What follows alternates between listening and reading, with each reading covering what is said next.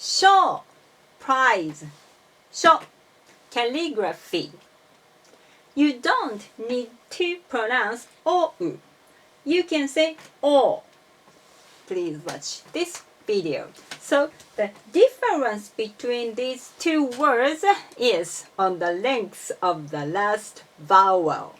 Shou has 2 molar. Shou has 1 molar. Shou, shou, shou, shou. So we can say いいshou, good prize. いいshou, good calligraphy. いいshou, いいshou, いいshou, いいshou.